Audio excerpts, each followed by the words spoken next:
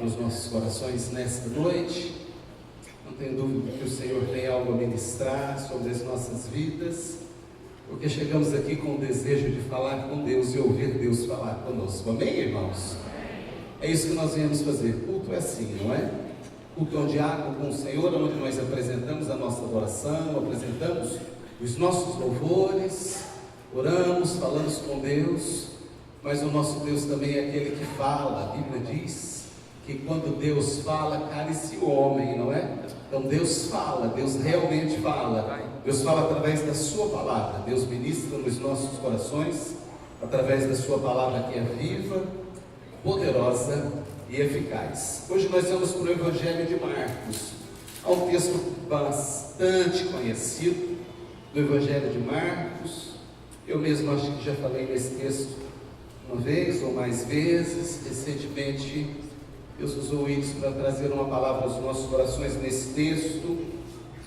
Mas hoje à tarde, agora há pouco, quando eu pus os olhos nesse texto, irmãos, o Senhor falou ao meu coração através do Espírito Santo e me trouxe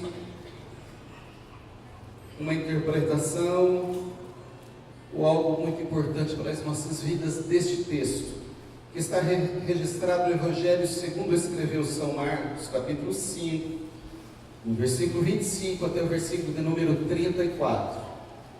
Evangelho segundo escreveu Marcos, capítulo 5, dos versos 25 até o versículo de número 34. Glória a Deus. É uma passagem que trata sobre a história daquela mulher que sofria de um fluxo de sangue, de uma hemorragia crônica. Esta mesma passagem é registrada nos outros dois evangelhos de Mateus e de Lucas. Então Mateus, Marcos e Lucas trata sobre esta passagem. São chamados sinóticos, os três evangelhos sinóticos. Apenas o evangelho de João que não traz esta passagem. Eu gosto muito desse texto, sobre esta passagem que Marcos escreve. Ele diz no versículo 25 do capítulo 5, diz assim a palavra do Senhor, o texto sagrado: aconteceu que certa mulher, que havia 12 anos vinha sofrendo de uma hemorragia e muito padecera à mão de vários médicos, tendo despendido tudo quanto possuía, sem contudo nada aproveitar, antes pelo contrário, indo a pior, tendo ouvido a fama de Jesus, vindo por trás dele, por entre a multidão, tocou-lhe a veste, porque dizia: se eu apenas lhe tocar as vestes, ficarei curada. E logo se lhe estancou a hemorragia e sentiu no corpo estar curada do seu flagelo. Jesus, reconhecendo imediatamente que dele saíra poder, virando-se no meio da multidão, perguntou: quem me tocou nas vestes? Responderam-lhe seus discípulos: vês que a multidão te aperta e dizes: quem me tocou? Ele, porém, olhava ao redor para ver quem fizera isso. Então a mulher, atemorizada e tremendo, cônscia do que nela se operara, veio, prostrou-se diante dele e declarou-lhe toda a verdade. E ele lhe disse: filha, a tua fé te salvou, vai-te em paz e fica livre do teu mal. Amém? Pode fechar os olhos mais uma vez, Senhor. Mais uma vez, nós queremos te agradecer pela leitura da tua palavra. Obrigado, Deus, porque o Senhor sempre tem falado conosco. E eu creio que nesta noite não será diferente. O Senhor vai ministrar nos nossos corações, ó Deus, a tua palavra, que é boa, perfeita, Senhor, e que ela é poderosa para penetrar no mais íntimo do nosso ser. Fala conosco agora, não aquilo que nós queremos ouvir, mas aquilo, Pai, que nós precisamos ouvir. É o que eu te peço, Senhor, em nome de Jesus. Amém, e amém, e amém. Glória a Deus. Como eu disse, irmãos, esse texto é um texto bastante conhecido, não é? Eu sei que os irmãos já leram algumas vezes esta passagem, mas o texto que nós lemos começa com o versículo 25 dizendo: aconteceu o quê? Aconteceu o quê? Porque vem da continuidade de um texto, que eu preciso retroagir só um pouquinho, para a gente entender o sentido desta frase que diz: aconteceu o quê? Na verdade, Jesus, diz a Bíblia, aqui no capítulo 5, que Jesus tinha há pouco acabado de curar o endemoniado Gerazeno, ou endemoniado, em algumas traduções, lá em uma daquelas cidades de Decápolis. Jesus havia acabado de operar um milagre de libertação na vida daquele homem que estava possesso, estava sendo atribulado, estava sendo atingido e tocado na sua vida e na sua alma por uma influência maligna, por uma possessão maligna. E a Bíblia diz que Jesus estendeu as mãos, curou aquele homem e repreendeu a legião de demônios que estava habitando o corpo daquele homem, a mente, dominando a mente daquele homem e fazendo um estrago que o texto nos informa. Diz a Bíblia que Jesus sai desta cidade de Gadara, era uma das cidades chamadas do Decápolis, ou das 10 cidades que estavam ali na região de Israel. Jesus sai, toma um barco e ele chega, diz a Bíblia, no outro lugar. E ao chegar no outro lugar, ao sair, começou a proclamar Jesus mais uma vez o Evangelho do Reino. Diz a Bíblia, a fama de Jesus já era grande, as pessoas já sabiam quem era Jesus. Diz o texto que uma grande multidão se encontrava onde Jesus estava, onde Jesus passava, as pessoas iam atrás dele porque sabiam que algo de especial aconteceria. Milagres, curas, o Senhor estenderia as mãos e libertaria oprimidos, Deus resolveria problemas, Jesus tocaria a vida de pessoas e as marcariam para sempre. Então a multidão já acompanhava Jesus onde Jesus estava. E diz o texto que nesse contexto, diante da esteira desses acontecimentos, veio um homem muito importante na sociedade de Jerusalém. Diz a Bíblia que esse homem chamava-se Jairo, e ele era importante porque ele era um dos príncipes da sinagoga. Possivelmente esse homem Jairo fazia parte do sinédrio que compunham ali a alta corte de leis de Israel, dos judeus.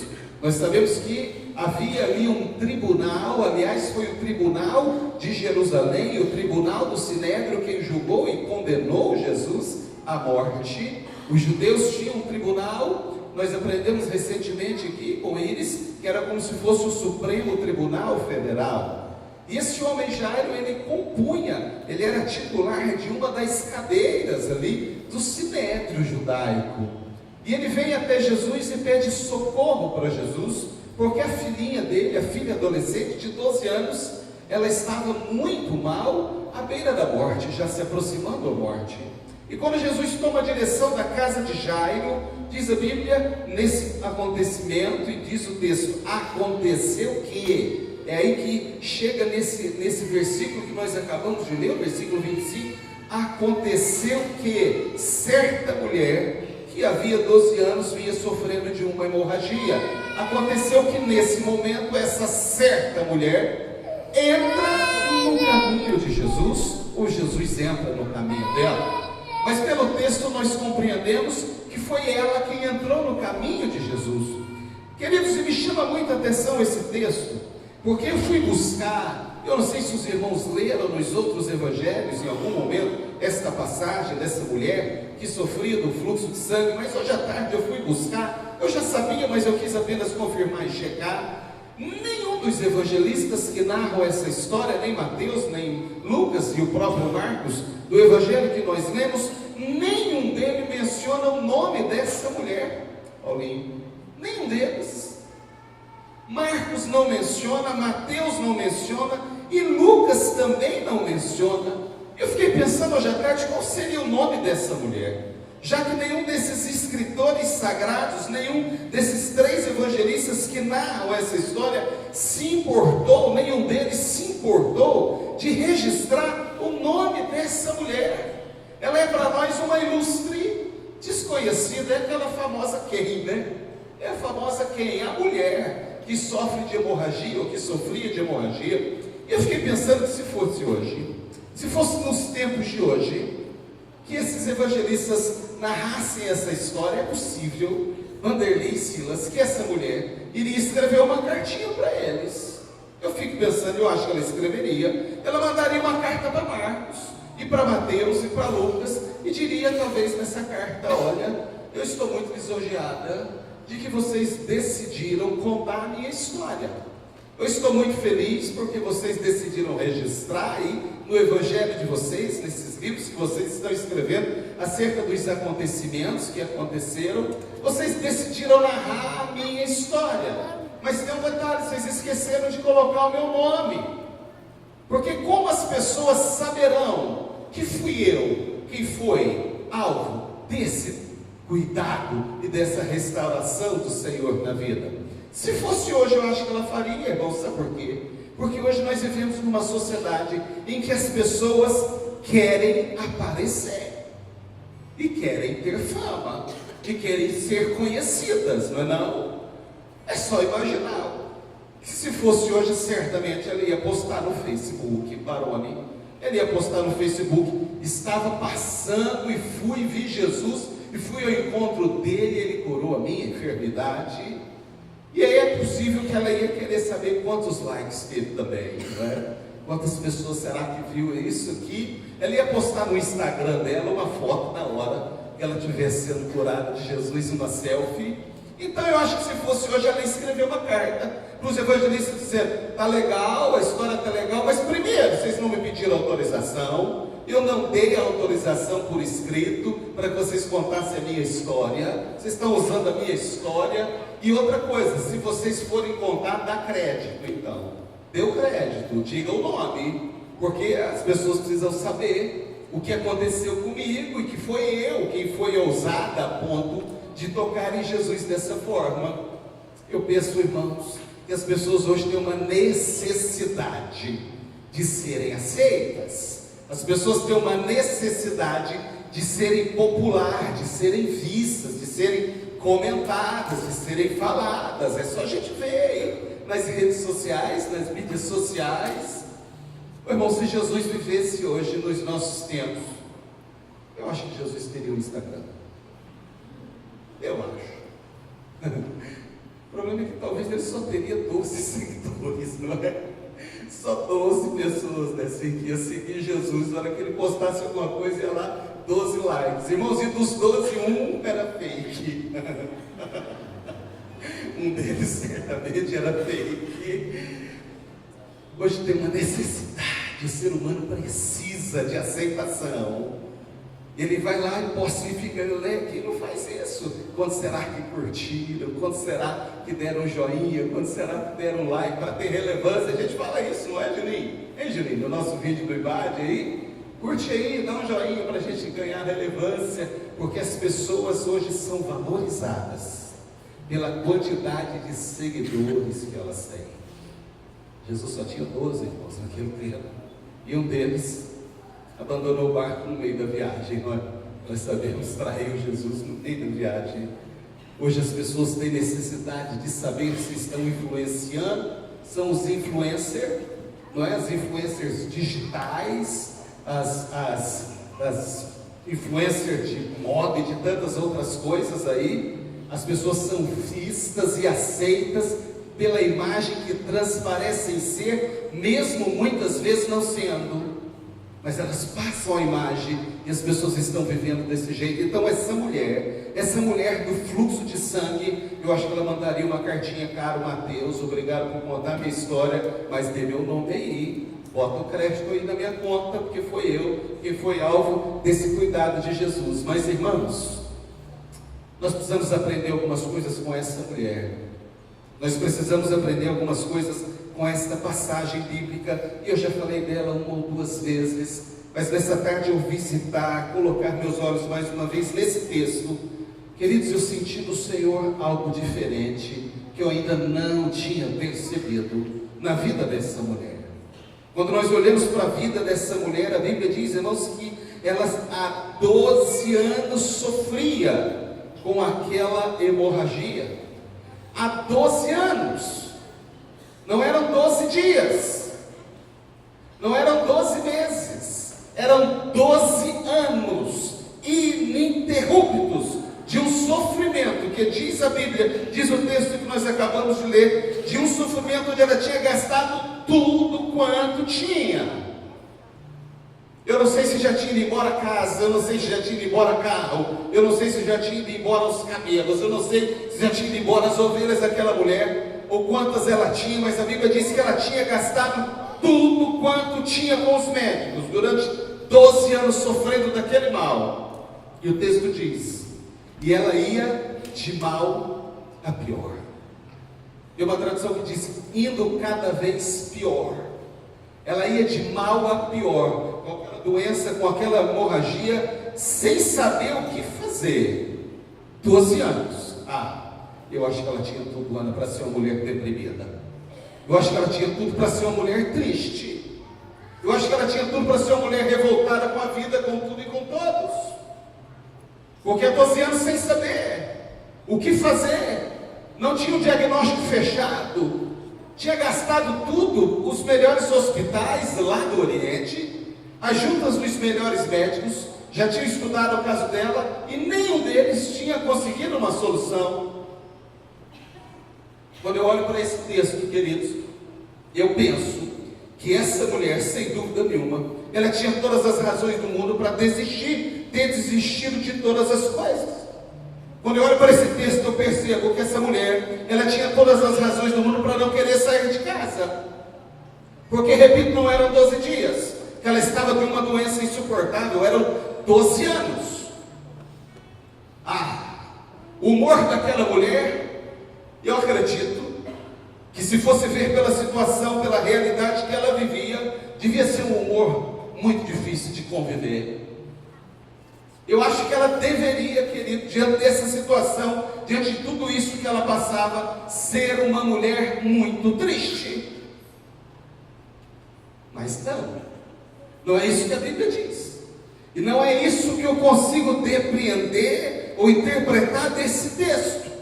Porque o versículo 27 diz, ouvindo falar de Jesus. Há 12 anos ela sofria. Há 12 anos ela penava, ela padecia daquela enfermidade. Mas o texto diz, ouvindo falar de Jesus.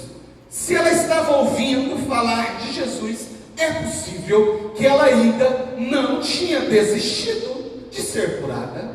É possível que ela ainda estava ouvindo algumas pessoas. Ela estava procurando ouvir alguma coisa que pudesse trazer resultado prático para aquela situação que ela estava vivendo.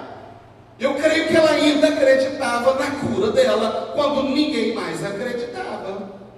Quando ninguém mais imaginava que ela pudesse ser curada. Eu entendo pela atitude dessa mulher que ela estava buscando uma solução para o problema dela. Ela não tinha se trancado em casa, ela não tinha se fechado para o mundo, ela não tinha se revoltado contra Deus, contra tudo. Ela não estava triste, cabisbaixo, sem querer ver ninguém, porque afinal de contas o problema dela era muito grande. Ela tinha, ou ela teria, todas as razões do mundo para viver assim, se a gente for analisar.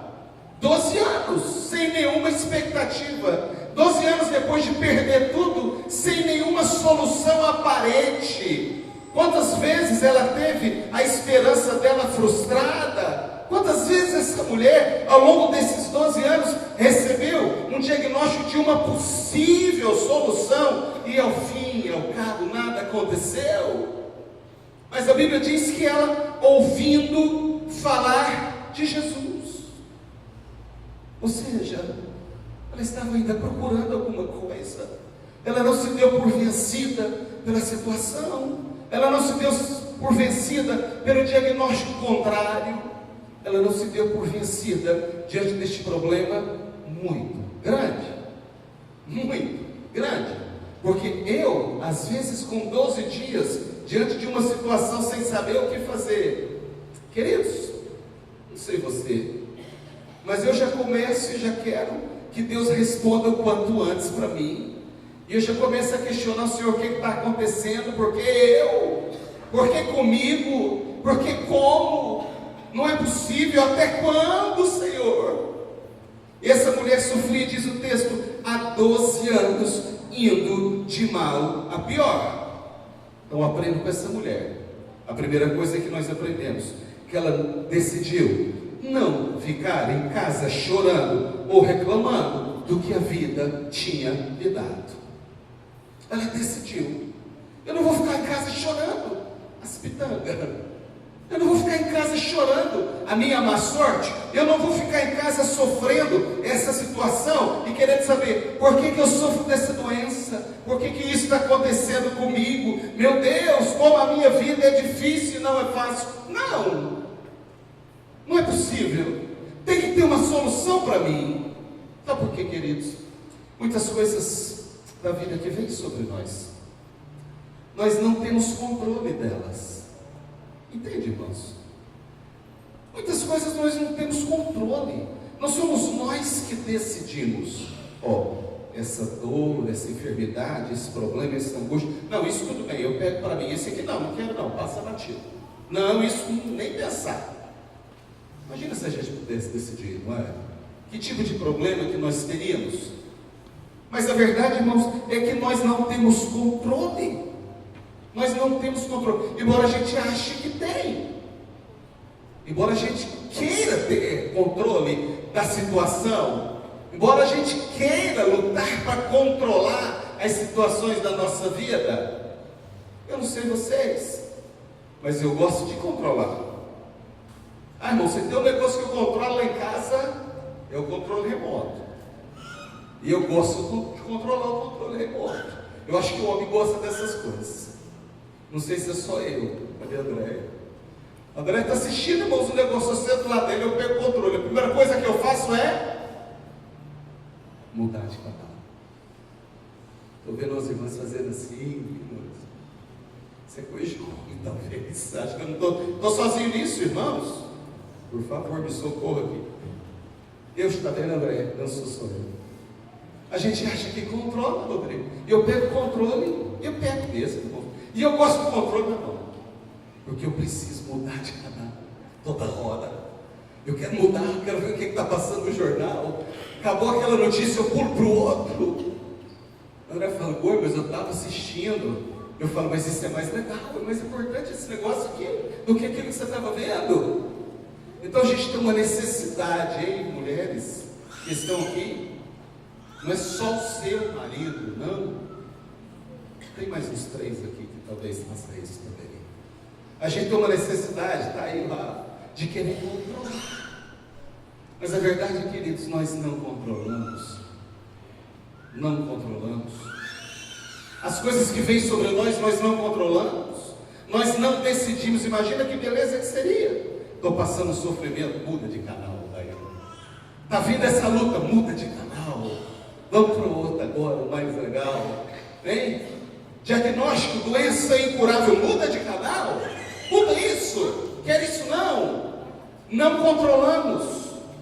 E se nós não controlamos, não adianta chorar e se fechar diante de situações que você não controla. Porque o choro, a revolta, o se fechar, o não querer falar com ninguém, o levantar contra Deus, ou fechar, não vai resolver a situação. Porque não é assim que ela resolve. Nós aprendemos com essa mulher, queridos, que ela decidiu: eu não vou ficar trancado em casa. Eles me leram uma carta de sentença, sabia? Porque a mulher que estava nesse processo, no período menstrual, nos tempos da lei, naqueles tempos de Jesus, e quando a mulher sangrava, esse período era chamado nidá, ou seja, impuro. Ela era uma mulher nidá, impura. Então naquele período ela deveria se recolher, longe da família, longe do marido, longe dos amigos, longe de todos. Não poderia tocar em nada e nem em ninguém, porque senão aquilo seria também considerado impuro. Acontece que o ciclo dessa mulher estava durando 12 anos, ininterruptos. Então ela estava apartada, ela estava retirada, ela estava num lugar onde não podia conviver com as pessoas, porque a lei dizia isso. Ela tinha que ficar afastada de todos. Mas ela disse: eu não posso ficar aqui. Eu não posso. Eu não controlo essa situação. Eu não vou ficar fechada em mim mesma. Eu não vou ficar fechada aqui reclamando da vida, da sorte, daquilo que a vida me propiciou, ou daquilo que vem, porque eu não controlo.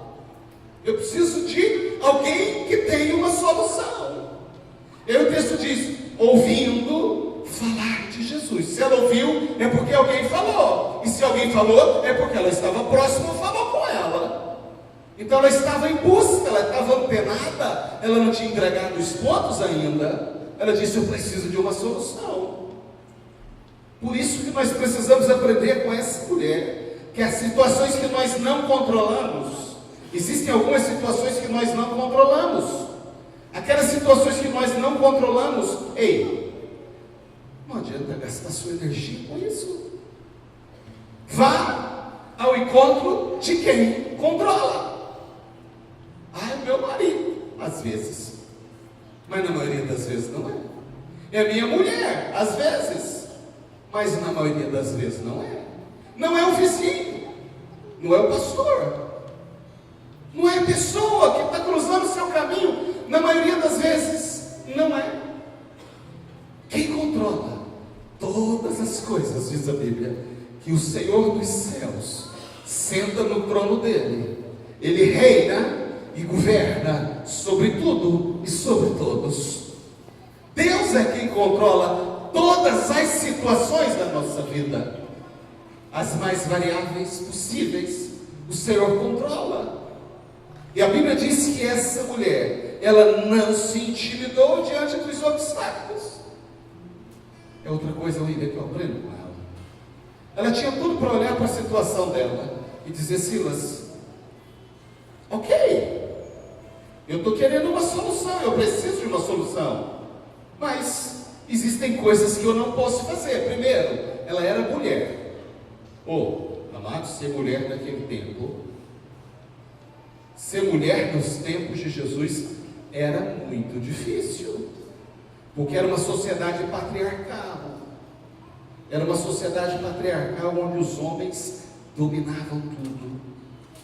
Muitas vezes a mulher, ela era negociada, ou ela era tratada de forma muito menos importante do que um animal que servia para transportar carga. Então ela era uma mulher, esse era o primeiro obstáculo dela. Como é que eu vou chegar diante de um homem se eu sou uma mulher?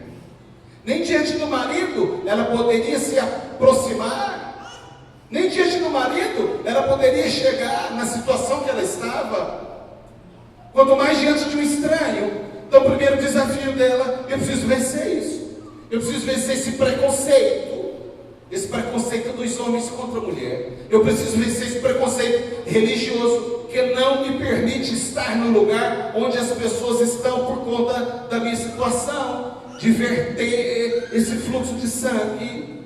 Então ela precisava enfrentar esses desafios, e ela não se intimidou. Ela olhou para o primeiro e disse: eu vou assim mesmo. Ela estava querendo ter ideia da situação daquela mulher. O fato dela estar impura, se ela tocasse em alguém, a lei permitia que ela fosse apedrejada. Aliás, mais do que permitir, a lei determinava. Ela estava vertendo em sangue, e se ela tocasse em uma pessoa sabendo que ela estava naquela situação, e ela sabia, porque há 12 anos ela sofria daquilo, a lei autorizava ser apedrejada.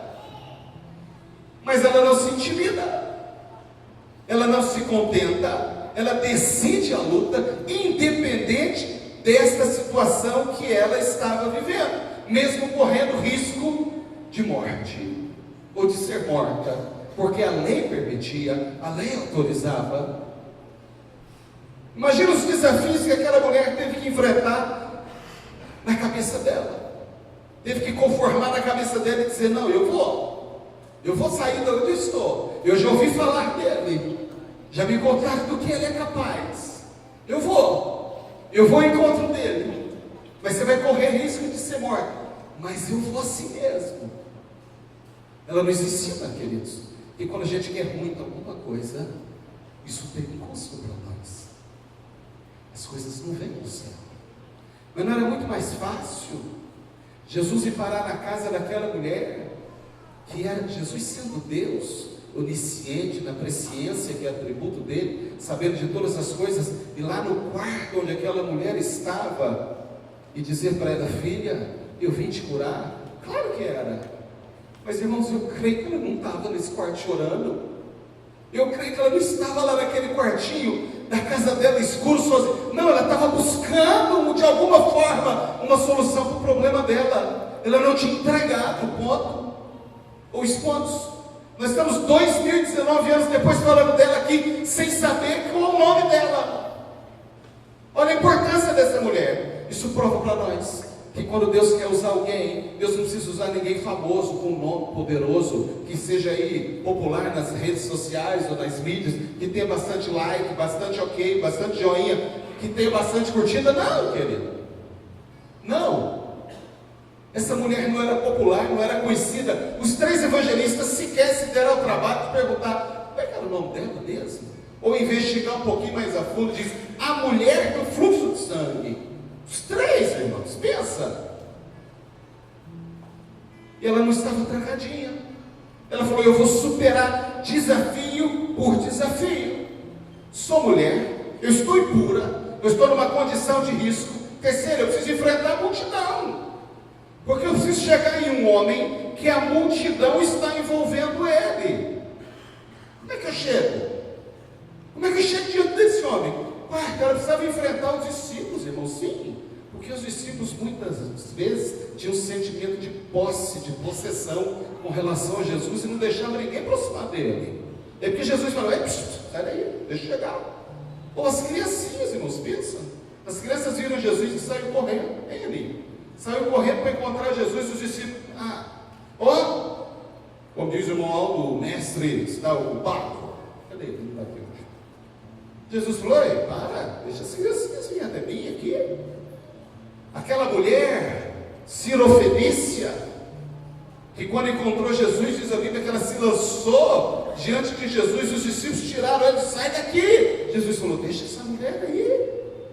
O cego de Jericó, que quando Jesus está passando no caminho, o homem começa a gritar: Jesus, filho de Davi, tem misericórdia de mim. Chega o discípulo dele e fala: cala a boca, cego. Está atrapalhando o mestre. Então os discípulos, irmãos, eles tinham um sentimento de posse, mais ou menos igual a gente mesmo. Você. A gente olha para uma pessoa e fala: esse não é digno de receber Jesus, não. Isso é muito ruim. Isso é ruim, que dói. Essa mulher, nem vou nem falar, nem pregar, vai que ela aceita. Vai para a igreja depois, na minha igreja. Não quer, não. A gente pode, mas não é todo mundo. Irmãos, ninguém tem o monopólio dele, não. A Bíblia diz que ele veio para todos. E os discípulos não entendiam isso. Então a mulher começou a olhar a situação dela: eu sou uma mulher, estou vertendo em sangue. Jesus parece estar andando com aquele cara que é o chefe da sinagoga. O cara é príncipe da sinagoga, conhece, cita os 613 códigos de Moisés, mas o decálogo de cor. A hora que ele me vê desse jeito, ele vai mandar: mata uma pedrona só. Conhece tudo, já ele era chefe da sinagoga. Ela pensou: como é que eu chego? E uma multidão dessa que está cercando Jesus, e tem mais 12 lá que fica só olhando assim, para ninguém chegar, que só eles querem. E dentre eles, irmãos, tinha um deles, que era João, que um dia chamou Jesus à parte e disse assim: Senhor, os outros não deixam não, mas deixa eu subir com o Senhor aí antes deles, arruma um lugarzinho para mim no paraíso, só para mim, para o Senhor. Eu quero estar do lado do Senhor quando chegar lá. Jesus falou: que isso, meu amigo? Então olha só a situação dela. E ela tinha que enfrentar cada um desses obstáculos. Eu aprendo com essa mulher que a gente precisa ter perseverança quando a gente quer ser abençoado. Tem gente desistindo com 12 dias, tem gente desistindo com 12 meses, e ela já estava há 12 anos. Nós precisamos ter perseverança quando nós queremos a bênção do Senhor. Ela foi perseverante, ela não desistiu do seu propósito. Qual o propósito? Eu quero ser curada. Eu quero ser curada. Tem que ter uma solução para mim. Tem que ter uma solução para o meu problema. Os médicos não deram. A minha família não acredita mais. Os meus amigos já me abandonaram. Ninguém acredita mais. Mas ela disse, tem que ter uma solução para mim. Eu tenho um propósito muito claro, muito bem definido na minha frente. Eu preciso ser curada. E aí ela foi enfrentar o mundo, porque ela tinha esse propósito claro diante dela. Quem são essa multidão? Quem são essas pessoas? Quem são esses discípulos? Esses cães de guarda do meio? Eu vou chegar nele. Se eu só tocar no vestido dele, eu vou ser curada, dizia ela. Ela tinha um propósito muito bem definido na vida dela, queridos, que era a cura. Estou me lembrando, tem uma frase, eu até gosto muito dela. Gosto muito dessa frase. Todo palestrante de autoajuda fala muito. E ela é linda, diz assim: nunca desista dos seus sonhos. É linda, não é? O problema, irmãos, é que na verdade eu não concordo muito com ela, não. Porque bem na verdade existem sonhos, irmãos, que a gente precisa entender e desistir rápido. Porque tem coisa que o que a gente não pode desistir é ou são dos propósitos de Deus para nós. Porque existem sonhos que a gente precisa ter uma compreensão. E dizer nunca desista dos seus sonhos é um chavão e tem um efeito legal sobre nós. Mas existem sonhos que, se você não abandonar, você compromete a tua vida, a tua família, o teu casamento, os teus filhos, o teu futuro e tudo. Porque está correndo atrás dos sonhos. A gente precisa correr atrás do propósito de Deus. Eu preciso viver o propósito de Deus na minha vida, que Deus tem para mim. Irmãos, o sonho de Paulo era ser um grande rabino. Os sonhos do pai de Paulo era que ele se tornasse um grande rabino no Sinédrio Romano. Mas o propósito de Deus para Paulo é que ele se tornasse Paulo, o homem que veio trazer a doutrina do cristianismo, para que nós pudéssemos estar aqui hoje embasados nessa doutrina. Os sonhos de Pedro e João provavelmente era de ser um grande empresário do ramo de pesca, porque a Bíblia diz que Pedro e João eram sócios, e eles tinham até mais de um barco. Pelo menos 2 a Bíblia garante que eles tinham, e eles eram sócios numa empresa de pesca. Esse talvez fosse o grande sonho de Pedro e João, e já estava bem encaminhado, a vida já estava fluindo nessa direção, mas o propósito de Jesus para Pedro e João era que eles fossem pescadores de homens, e não de peixe, disse Jesus. Larga isso aí, e vinde após mim, porque eu vos farei pescadores de homens. O propósito, ou o sonho de Lucas, talvez, fosse ser diretor clínico de um grande hospital, lá de Israel ou da Grécia, de onde ele era. Talvez esse era o grande sonho de Lucas, que era médico.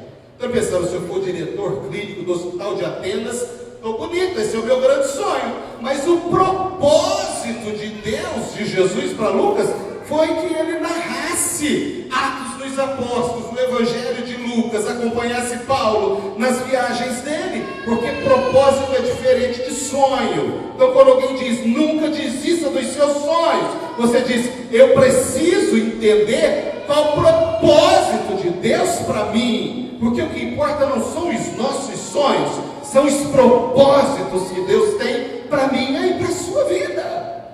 E propósito não tem nada a ver com religião, propósito não tem nada a ver com função ministerial em igreja, propósito não tem nada a ver com chamado pastoral, não. Propósito é aquilo e tem a ver com o que Deus tem para você, naquilo que Deus tem na sua vida. Pode ser na tua empresa, na tua profissão, na sua formação, naquilo que você é, naquilo que você ainda vai ser. Deus pega e transforma isso no grande propósito dele para a sua vida. E como saber?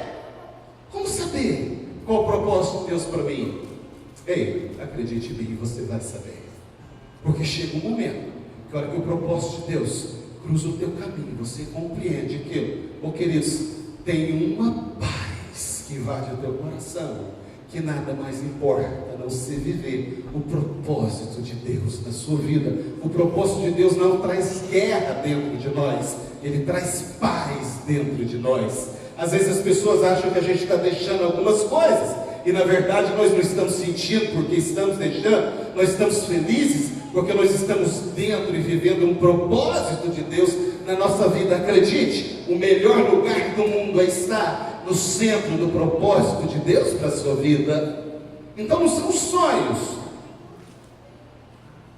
Nunca desista dos seus sonhos. Tem sonho que a gente precisa entender e desistir, porque às vezes não é. Já viu? O cara vai perdendo tudo, vai vendendo. Não, meu sonho, mas está todo mundo entendendo que esse sonho não vai para frente. Isso não, eu não desisto. Tá bom, comece a orar pelo propósito de Deus na sua vida. Diga: Senhor, me faça compreender o seu propósito, e Deus vai te fazer compreender. Essa mulher tinha um propósito muito claro. Ela queria a cura. Então perseverar é persistir no propósito. É isso que é perseverar. Não é perseverar na sua posição e dizer: eu não mudo a minha posição, eu não mudo, eu persevero. Não. Perseverar é persistir no propósito que Deus tem para você. Ela disse: eu quero a minha cura. Eu vi falar dele. Ele cura cego.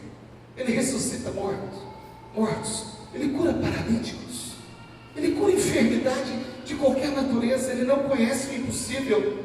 Todos os que cruzam o caminho dele saem transformados, saem mudados de alguma forma. Eu preciso entrar no caminho, na rota dele. E eu preciso tocar nele de alguma forma e de alguma maneira. Aprenda com essa mulher a não desistir do propósito que Deus tem para você. A não desistir depois de 12 dias, depois de 12 meses. Aprenda com essa mulher a não se trancar, a não fechar dentro dos seus quartos. Cada um de nós temos os nossos quartos. Não estou dizendo quarto físico, quarto emocional, onde a gente se tranca e ninguém entra. É uma fortaleza impenetrável. Parece que nada consegue romper. Mas a palavra do Senhor nesta noite, ela penetra. Ela vai naqueles cômodos escuros que você tem e que eu tenho, e ela joga luz, e ela nos faz compreender que o mais importante de tudo é você entender o propósito do Senhor, e lutar por isso, e perseverar por isso. Perseverar, persistir no propósito de Deus. Não persistir ou ser teimoso em qualquer coisa ou para qualquer coisa. Essa mulher nos ensina, querido, a ter uma confiança consistente. Não uma confiança de eletrocardiograma. Bora está aqui, Rafa. Doutora está aqui. Bora está aqui. Doutora está aqui. Bora está aqui. Doutora está aqui. Não. Essa mulher nos ensina. Versículo 28, ela diz assim: porque dizia: se eu apenas lhe tocar as vestes, ficarei curada. Pensa nesse versículo comigo. Pensa mais. O versículo diz: porque dizia. Ou seja, ela dizia para quem? Para ela mesma, mulher. Ela dizia para ela mesma: se eu tão somente tocar nas vestes, eu ficarei curada. As pessoas diziam: não tem jeito mais para você. Ela dizia: se eu tão somente tocar nas vestes, eu ficarei curada. As pessoas diziam: o teu problema não tem jeito mais, acabou a chance. Ela dizia: se eu tão somente tocar nas vestes, eu ficarei curada. Ou é uma confiança. Ela tinha uma confiança consistente. Ela alimentava e retroalimentava continuamente a confiança que ela tinha em Deus. Hoje é domingo. A gente vai sair daqui depois desse culto animadão. Amém, irmãos? Porque o Senhor ministrou nos nossos corações. O Senhor está nos ensinando com a história dessa mulher. E a gente vai sair daqui com a nossa confiança, porque dizia: se eu tão somente tocar nas vestes, eu vou ficar curada. E a gente sai com a confiança lá em cima. Mas amanhã é segunda. O senhor não conhece onde eu trabalho. Eu sei que eu não conheço. Mas você não pode perder essa confiança. Muitas vezes a sua bênção não tem chegado, porque você alimenta a confiança no domingo. mas esquece na segunda-feira. Na terça já desistiu, porque alguém vai chegar para você e vai dizer, não tem jeito. Aí você pensa, mas eu ouvi na igreja domingo que Deus não conhece, é impossível. E a outra pessoa vai dizer para você, esquece, sem chance. Aí a tua confiança vai ser minada e você vai perdendo a sua confiança. Nós precisamos aprender com essa mulher a ter uma confiança consistente, alimentar continuamente a nossa confiança.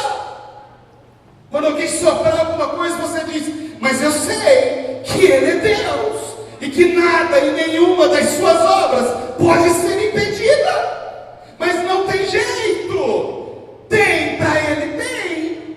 Porque quando acabam os recursos aqui, aí é que começam os recursos dele. Os dele não se acabam quando acabam os daqui. Quando cessam os recursos aqui, aí é que vai começar o Senhor a trabalhar em seu favor e em meu favor. Então nós precisamos aprender com essa mulher, alimentar essa confiança. Ô irmãos, a hora que eu li esse versículo hoje eu apaixonei nele, porque dizia, o escritor quis dizer que ela dizia para ela mesma, porque ela estava solitária naquele processo, ela estava solitária naquele desafio, ninguém estava com ela, ninguém apoiava aquele ato de loucura dela. Pensa, irmãos, uma mulher que não podia compartilhar com ninguém, a melhor amiga, a melhor amiga dela foi embora, porque ela era impura. Aí não tinha uma pessoa que já estou pensando em varar nessa multidão, vou bater nessa multidão, vou rastejar, vou sair por baixo e vou lá tocar. Não tinha ninguém para ela falar isso, irmãos, que pudesse dizer para ela, vai mesmo, estou torcendo por você, estou orando por você, né Pedro? Vai dar certo, estou orando, vai, estou orando por você, vai dar certo, pega embalo, toma embalo, corre, ninguém. Então ela dizia para ela mesma, que se eu tão somente tocar nas vestes dele, eu vou ficar curada. Ah, queridos, a gente é muito fraco, a gente desiste muito rápido, a gente desiste muito fácil, a gente reclama, porque o Senhor não responde, não faz, está demorando muito. Olha para a história dessa mulher. O pior que seja a sua situação, eu creio que talvez não fosse tão difícil quanto a dela. Você não é rejeitada, você pode ir e vir de qualquer lugar. As pessoas não estão te ameaçando de morte se você tocar em alguém. Você não gastou tudo ainda que você tem, ou se você gastou, ainda tem uma esperança para você. As portas ainda não se fecharam totalmente para você, e você está aqui nesta noite. Ela não poderia entrar no templo. Imagina uma mulher que não poderia entrar, irmãos, na sinagoga dos judeus, que não podia participar do culto onde as mulheres participavam, porque tinha a ala das mulheres e tinha a ala dos homens, e ela não frequentava o templo há 12 anos, que ela não podia entrar num lugar público onde outras pessoas estivessem. Você está aqui, o Espírito do Senhor está ministrando no seu coração. O que é impossível para o Senhor? Haveria alguma coisa impossível ao Senhor? Um dia disse o anjo a Abraão, quando falou que ele seria pai aos 99 anos, e Sara aos 90, diz a Bíblia que Sara riu, e o anjo disse, por que está rindo? Haveria alguma coisa impossível ao Senhor? E Abraão foi pai com 100 anos, e Sara foi mãe aos 90 anos, porque para o Senhor não é nada impossível. A Bíblia diz, mas já havia cessado em Sara o costume das mulheres. Biologicamente falando, era impossível de Sara ser mãe, mas Deus está dizendo, quem fez essa mulher? Quem fez o útero dela? Quem colocou as trompas nela? Quem colocou a placenta? Quem fez essa mulher, hein? Quem fez? Quem fez você? Quem fez você? Quem te conhece? Quem te trouxe aqui hoje? Para que você fosse ministrado por Ele, para que você fosse ministrada por Ele. O que o Senhor não pode fazer na sua vida? Por que desistir? Por que abandonar? Por que se fechar? Por que achar que o maior problema do mundo é o teu? Porque o Senhor está aqui nessa noite, irmãos, o Senhor está entronizado nessa reunião, o Espírito Santo comanda essa reunião, Ele libera para os nossos corações uma porção da sua palavra, para que nós aprendamos com essa mulher a alimentar a nossa confiança. Presta atenção, nós estamos muito mal acostumados, de modo geral, o cristão evangélico, principalmente no Brasil. Nós estamos vivendo um dos momentos, irmãos, mais decisivos na história da igreja, porque ao mesmo tempo que nunca se viu tantas pessoas se convertendo, as igrejas nunca esteve tão cheias como estão hoje. Glória a Deus por isso. Passe aonde você quiser passar, onde tiver uma igreja, você vai perceber, as pessoas estão lá. Nunca teve tantas pessoas dizendo que está caminhando com o Senhor, que se tornaram cristãos, como hoje. Mas ao mesmo tempo, nós nunca vivemos um período, um tempo, onde as pessoas estão dentro das igrejas, sem terem a mínima noção de como se relacionar com Deus, e vive com o Senhor uma relação de gênio da lâmpada, que se eu esfregar, e eu vou fazer 3 pedidos, e Ele vai me dar, porque Ele tem que me dar. Nós vivemos a geração, irmãos, da tecnologia, da internet, da fibra ótica, onde as informações trafegam em milésimos de segundo, e nós temos a resposta muito rápida. Nós estamos acostumados a dar um Google para qualquer situação, e a gente tem uma resposta em 2, 3 segundos ali. Até consultas estão sendo feitas assim. Audiências com juízes estão sendo feitas assim, online. Para que levar lá? Vamos fazer aqui online. Cultos estão sendo realizados assim. Tem gente participando de Santa Ceia pela internet.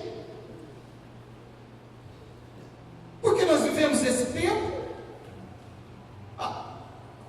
E acha que Deus tem que operar assim, nesse canal, nessa sintonia.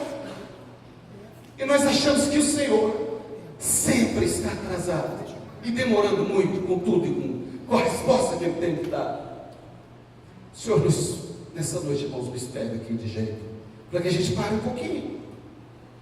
Pare um pouquinho. Primeiro que a gente entenda, nessa nossa relação com Ele, quem é Deus nessa relação? Sou eu ou Ele? Quem é Deus? É Ele, irmãos. Quem criou? Foi Ele. Quem formou? Foi Ele. Quem é o autor? Ele. Então, irmãos, quem cria dita regra. Não é a criatura que dita regra, é o Criador, não. Eu costumo dizer lá em casa que quem paga a conta dita regra, né, os queridos? Embaixo do meu teto dita regra. Deus, irmãos, é quem dita a regra. Não somos nós que vamos dizer para Ele como Ele vai fazer, quando Ele vai fazer. Não é Ele que faz. A Bíblia diz que Deus só faz aquilo que lhe apraz. Ou seja, Deus só faz aquilo que Ele quer fazer. Posso espernear, posso rolar para lá, rolar para cá, feito uma criança mimada. Isso não toca a Deus. O que toca a Deus, amados, diz a Bíblia que ela tinha uma confiança consistente. Eu vou terminar aqui dizendo para os irmãos que nós precisamos aprender com essa mulher. O que toca a Deus é que ela efetivamente fez o que ela propôs fazer. Ela foi até o fim. Ela foi até as últimas consequências. E o que ela propôs fazer? Tocar nele. O que toca a Deus é o meu toque nele, é o teu toque nele. Aí ele para. Pastor, como é que eu toco Deus? Você toca Deus quando você coloca de joelho diante dele e diz: o Senhor é o Senhor, e eu sou teu servo aqui. É o Senhor que reina, é o Senhor que governa na minha vida. Deus, é a tua vontade sobre a minha vontade que deve prevalecer. São os teus propósitos sobre os meus sonhos que devem prevalecer. Quando nós temos com o Senhor uma conversa nesse relacionamento, dizendo quem é Ele, isso toca Deus. Diz a Bíblia que aquela mulher saiu, versículo 27, vindo por trás dele, por entre a multidão, tocou-lhe a veste. Jesus está caminhando, irmãos. Jesus está indo para a casa de Jairo. Uma grande multidão cercava. No núcleo mais próximo, os discípulos cercavam Jesus, os discípulos e a multidão. A mulher fica pensando, eu vou tocar nele. Diz a Bíblia que ela falava com ela mesma, eu preciso tocar na veste. Se eu tocar só na veste, eu vou ficar curado. Eu preciso só tocar na veste. E ela, quem sabe, está contando os passos. E a multidão está indo, apertando Jesus. Olha que dá uma brecha ali fina no meio. Ela vai rastejar. Jesus vai passando, ela pula no vestido de Jesus e segura. Ela foi até o final. Ela não parou no meio do caminho. Quando ela tocou no vestido de Jesus, diz a Bíblia que Jesus parou. Parou. Ei, fica de pé, vou terminar esse culto nessa noite. Queridos.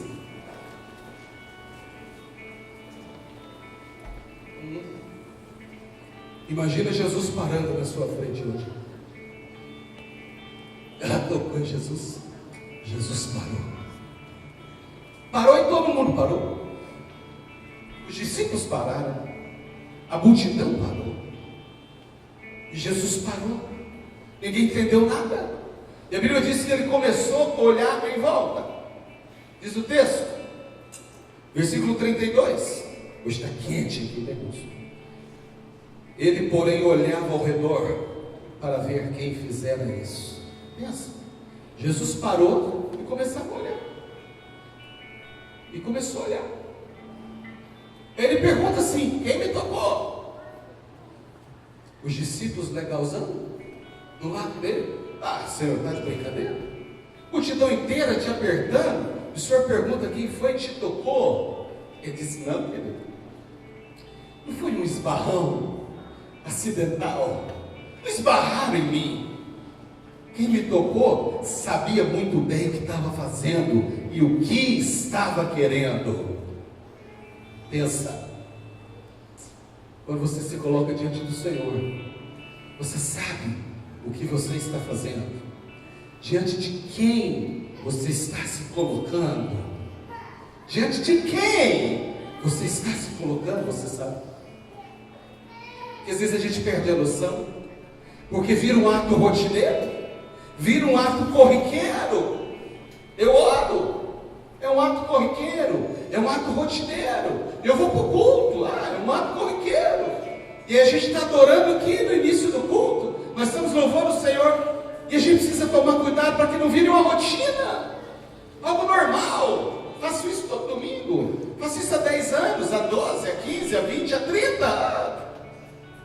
Não, você já parou para pensar diante de quem nós estamos nessa noite, agora, nesse exato momento?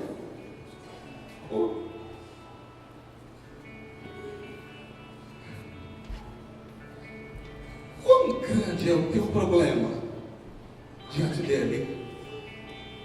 Quão difícil é a sua situação diante dele? Que problema é esse diante dele? Jesus parou e disse: não me esbarraram. Queridos, às vezes a gente esbarra em Jesus. E o que é que Jesus faz? A gente esbarra nele, com as nossas atitudes impensadas. A gente esbarra.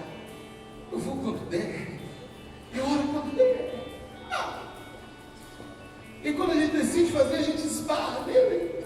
Jesus disse: não, foi um toque. Ei, foi um toque diferente. Quem me tocou sabia o que queria, porque de mim saiu poder e alcançou quem me tocou.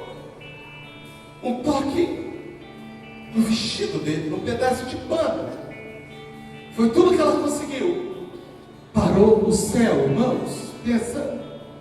para o céu quando aquela mulher tocou em Jesus. O Filho de Deus, o Verbo que se fez carne, o Deus Criador, o Unigênito, o Jesus de Nazaré, o Rabi da Galileia, ou o Leão da tribo de Judá, o Rei dos Reis, o Senhor dos Senhores, a estrela da manhã, aquele que é, que era, que há de vir, o Alfa, o Ômega, a rosa de Saron, o lírio dos vales, parou, irmãos, o céu parou, porque uma mulher sabia em quem estava tocando e o que queria dele. A gente vem para cá, muitas vezes sem saber o que a gente vai fazer e o que esperar dele. Jesus parou. Jesus parou. Os discípulos não entenderam nada, mas Jesus entendeu tudo. Diz a Bíblia que ele começou a olhar em volta e disse: quem me tocou? Tem uma tradução que ele diz: quem me tocou? E diz a tradução que ela, trêmula, chorando, trêmula, disse: fui eu, Senhor, que te tocou, perdoa-me. Jesus disse: mulher, vai em paz, mulher, e seja curada deste teu mal. Foi até o final. Ela não parou no meio do caminho, ela não olhou os desafios, ela não correu e desistiu na metade, ela não deixou de orar porque ela achou que já não estava valendo mais a pena, ela não deixou de ler a Bíblia porque ela pensou: não serve para nada mais. Ela não deixou de adorar o Senhor porque pensou: ele não está me ouvindo mais mesmo. Ela foi até o final, até as últimas consequências. Eu disse aqui um dia desse, não sei quando, mas eu acho que eu disse: irmãos, o que mudará, o que vai mudar a nossa vida, não são as coisas que nós somos capazes de começar, porque para começar a gente é bom. Mas o que muda a nossa vida não são as coisas que nós começamos. O que muda a minha vida, o que muda a sua vida, é aquilo que nós terminamos. É quando a gente vai até o final. É isso que muda. Porque começar, todo mundo começa. Agora nós precisamos terminar. Não para no meio do caminho. Ela não parou. Ela disse: eu vou até o final. Não importa se esse Jairo mandar me prender, não importa se eu sair daqui apedrejada, mas eu vou até o final agora. Sua vida não vai mudar só de você começar. A sua vida vai mudar se você não desistir no meio do caminho, se você for até o final, se você persistir naquilo que Deus tem para você, persistir no propósito do Senhor para você, não olhar para as dificuldades apenas. Preguei domingo passado, Davi olhou o tamanho daquele gigante, todo mundo viu Golias dando baforada em cima. Davi disse: há uma oportunidade aí de eu ser projetado nesse reino, há uma oportunidade aí de eu ser projetado, de eu casar com a filha do homem, a filha de Saul. Gigante, todo mundo corria. Davi disse: eu vou a ti em nome do Senhor dos exércitos. Não desiste, não abandona diante das dificuldades. Está difícil, está difícil. Está difícil, tá? Eu acredito, mas não está difícil só para você. A diferença é que você pode decidir ou ficar chorando a dureza da vida, a crise do Brasil, a dificuldade de tudo, que nada dá certo, nada acontece comigo, e trancar no seu quarto e dizer: eu não quero saber mais de nada, nem de Deus, nem de ninguém. Ou de sair buscando ouvir alguma coisa que vai mudar a sua vida, a tua realidade. Não é por acaso que a Bíblia diz que a fé vem pelo ouvir, e ouvir a palavra de Deus. Aquela mulher ouviu falar de Jesus, e quando ela ouviu falar de Jesus, ela disse: está aí, pronto, é a solução. Ele é a solução. Jesus é a solução para a sua vida. Jesus é a solução para você. Jesus é a solução para a sua empresa. Jesus é a solução para o seu casamento. Jesus é a solução para os seus filhos. Jesus é a solução para a sua saúde. Jesus é a solução para a sua vida financeira. Jesus é a solução para a sua vida emocional. Jesus é a solução para a sua vida sentimental. Jesus é a solução para você. O que eu preciso fazer? Toca nele. Toca nele. Toca nele hoje. Toca nele agora. Não esbarra. Toca. Eu sei o que eu quero do Senhor. Eu sei quem é o Senhor. Eu sei o que eu vim fazer aqui. Fala para você mesmo: se eu tocar nele hoje, ninguém vai me segurar. Eu vou tocar nele hoje. Eu queria que você sentisse um pouquinho do que eu estou sentindo aqui em cima desse altar, nessa noite, irmãos. Aleluia! O Rei dos Reis está aqui. Toca nele, feche seus olhos, vou orar por você. Ouve o Senhor.